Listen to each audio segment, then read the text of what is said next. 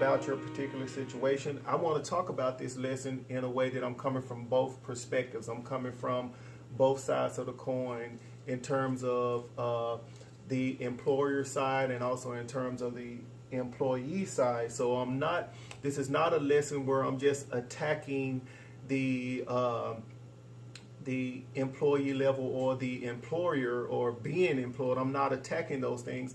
I just want to approach this subject matter in a way where you see things realistically and you can investigate the areas where you need to strengthen and also the areas you need to enhance to get to where you're going, either on the job or switching to move to whatever next level you feel that you need to in your heart. Okay, let's get into the lesson. Number one of the things that people forfeit as an employee, your job has more control over your time without consideration. So the first thing that employees forfeit is time. Now, time meaning that this is not necessarily a negative thing. You're exchanging your time for their money, for their system, for their health care, for their benefits, for their 401k. You're exchanging time. So if you're exchanging time, then you forfeit your ability to control all of your time. They have a say-so in your time because they are giving you benefits that you are exchanging for your time as an employee. So it's not a negative thing. It's just a reality of being an employee. You got to understand that you got to accept the fact that somebody is going to be dictating a large measure of your time without your consideration, because they created the system. They created the way for you to create the income, to provide for your family, those types of things. So they should have a say-so over your time. But if you're not accepting that, if you're fighting against that, then you'll find yourself in the mindset of a complainer, and a complainer can never be promoted. What I want you to do in terms of looking at time is understand that it's just the way it is.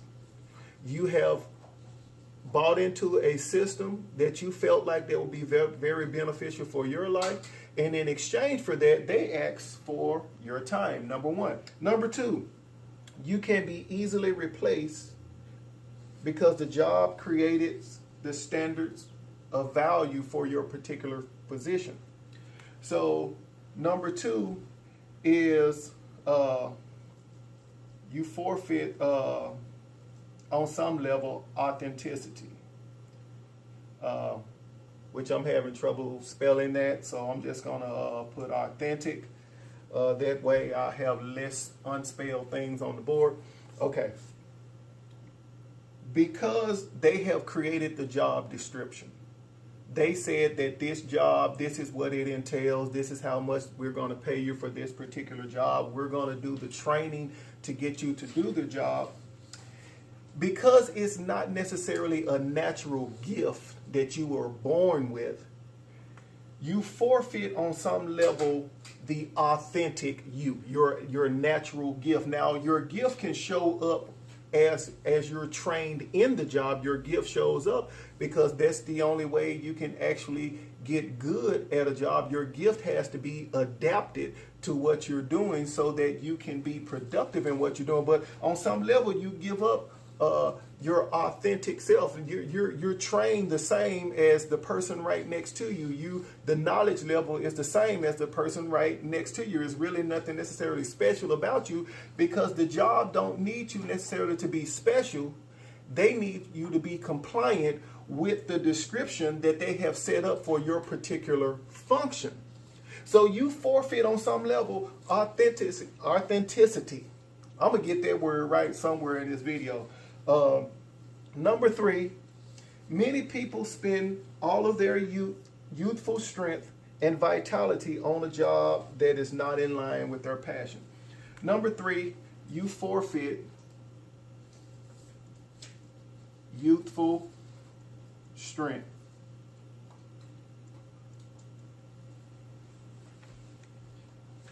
You forfeit your strength. The time in your life where you have the most strength, your 20s, 30s, 40s, where you have the strength of your physical body, you forfeit that when you step into being an employee. Not to say like if you was an entrepreneur, you was a person that had your own business, you're forfeiting strength to grow the business, but you're actually growing your own business. So it's a different way of spending your strength. But as an employee, you're spending your strength building somebody else's vision, building on somebody else's system, their foundation.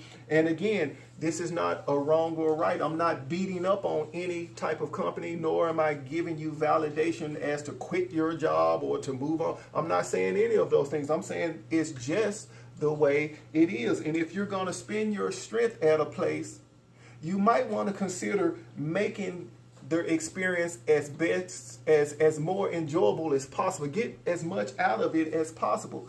If the company has tremendous benefits that's more beneficial to your life, spend your strength maximizing the benefit that they give you. There is something good that the company is offering you in terms for your youthful strength. So don't spend your strength, even your mental strength, emotional strength, staying negative about a place that you continue to accept a check from. If this is a place where you're going to build a career, accept the fact that I'm giving up a portion of my youthful strength in order to build a career with this particular company. This is just the realities of being an employee. Let's move on. Number 4, your employer will always emphasize present mistakes and rarely recall consistent past successes. This means that there's really no peace of mind long term on your job. Your job will always ask, because there are a company that is looking for the next thing, how can you have long-term peace of mind when you've done great yesterday and man, you were awesome yesterday, but because it's a productive environment, they want to move to the next objective. It's not about what you did yesterday, it's about what you did today. So yesterday you may have peace that, man, I had it going on, I knocked it out the park. But now you are again in stress today because as an employee, you forfeit long-term peace of mind. There's no way. If somebody else is pulling the strings, if somebody else is setting the bar, setting the expectation, how in the world can you expect to necessarily have peace in that, knowing that what you did yesterday is enough to keep you in the game, to keep you, because it's you can be very successful one moment and then you're on the chopping block the next moment. So it's always, you're riding that razor's edge all the time. So that's one of the things you forfeit because the company will always emphasize your present mistakes and rarely emphasize your consistent successes, because they're trying to keep the momentum that they want going, which is not a wrong thing, because they got to stay profitable in order for you to keep a job. If the company loses too much money, then they start laying off people, they start firing people, those types of things. So you got to accept that you're not there at the company to just be at peace all the time, to just have a oasis experience or like you in a yoga class. I mean, that's not what they hired you for. They hired you to minimize stress, to take on some stress in terms of the vision of the company, to help the company move forward so we can keep money flowing in here, so we can keep paying employees, we can keep giving raises, we can keep adding benefits, those type of things. So you forfeit peace of mind, and that's why your company emphasizes present mistakes, and that's why they rarely necessarily talk about your past successes, even though they do honor you, they do recognize you, but they don't emphasize it long term because they're trying to press towards their next objective. And you got to be okay with that if you're going to survive with the company that you're with. Number 5, A high percentage of people spend most of their strength promoting a company's agenda and very small percentage on their personal exit strategy. Meaning that many people spend all of their time focusing on what the company is asking for them and not enough focus on when the time comes when you don't want to do that line of work anymore, or you can't do that line of work anymore, your exit strategy. So many employees forfeit their, let's just put freedom. That's not the actual word that I want to say, but I'm just going to use that so I can get through this illustration. But if you're working for a company 5, 10, 15, 20 years, and you've been going in, and this is your pattern of the day, you're building a company, most people never really consider, okay, I know the system is set up for me to exit this company at 59 and a half. You know, I can retire then. But maybe I don't want to retire then. Maybe I want to retire a lot sooner than that. Most people just accept, okay, it's going to be 59 and a half and I can get out of here. But now you spent all of your youthful strength building that vision, and you never ever think about an escape for yourself to say, okay, I'm helping the company during this particular time, but at this particular season or age in my life, I'm going to leap on to this next branch. I'm going to move on to what is next. You never consider your own freedom from the company. That is one of the major things, high percentage things that most employees forfeit. And freedom doesn't mean that you're leaving a job and just instantly going into entrepreneurship, because I personally believe that everybody is not meant to be an entrepreneur as it's presented by a lot of different speakers. Sometimes there may be some other avenue you want to go other than that may be more comfortable for you. But you need to consider your freedom. You need to consider when you're going to move on to what is next for you, because you can always tell those employees that they should have been gone a long time ago, because they just come up to the company. They're not really working because the job that they're doing, they don't really have to work, but they spend most of their time just bringing everybody else mood down, complaining about things in the company that they've seen for years. But it's like, hey, you need to check out this. You need to find your exit strategy. Okay, number 6, wrapping up. Every employee is subject to the system created by the founders, and it can change at a whim. So every employee forfeits, in a lot of instances, stability. Stability. Because the company that you got hired with, they set up the system, they set up the foundation, they set up the infrastructure. They just brought you in as an employee, trained you, and encouraged you to move your way up the ladder within the system that they created. But they can change things whenever they deem it necessary.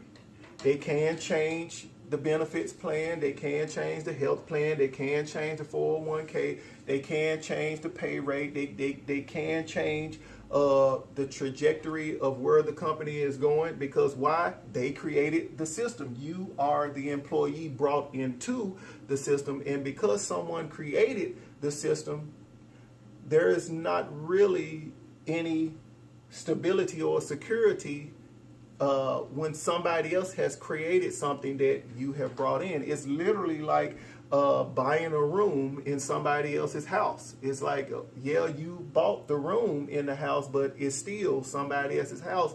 They can tell you how long to do this, that, and the other, because it's their house. So this is the employer's company.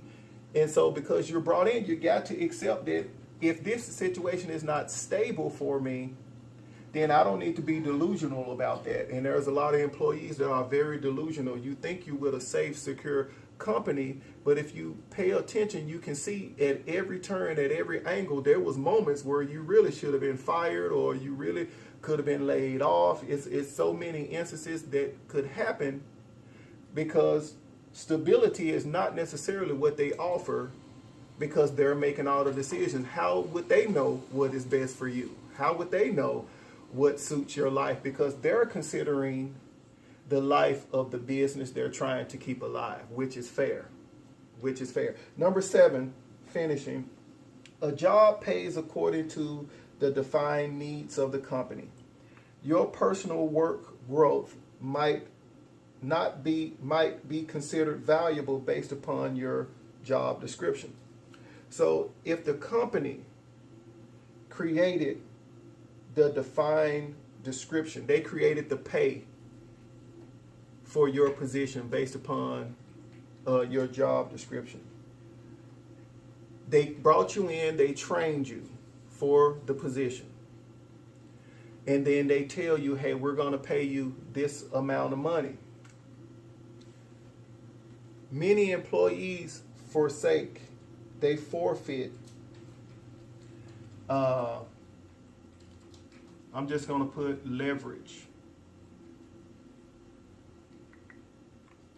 They forfeit leverage on some level because the company has created the description.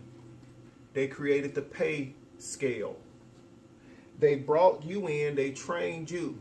Now, in the midst of them training you, you have grown personally, you have grown emotionally, you have grown in so many ways doing your job. You actually can do it a lot more efficient than the company first taught you. You actually upgraded the level of training that they taught you. You upgraded, man, you even better than what the company is saying. Instead of just, aiming for the 100%, man, you're going way above that. I mean, but it's difficult to leverage that and say to the company, because I have personally grown in what you trained me, I want to leverage my growth into a higher level raise or this. The company may or may not consider that as leverage when they have many other people that can do the same thing you're doing. So you lose your ability to leverage that. So I wanted to share that with you. 7 things that employees forfeit when you're working on a job. Hey, this is Starsky DeBerry, Next Level Teachings. Hey, check me out at nextlevelteachings.com. Hey, I'm going to be giving you more lessons like this right here to help you to develop the skills to move you towards your next promotion. Hey, see you in the next episode.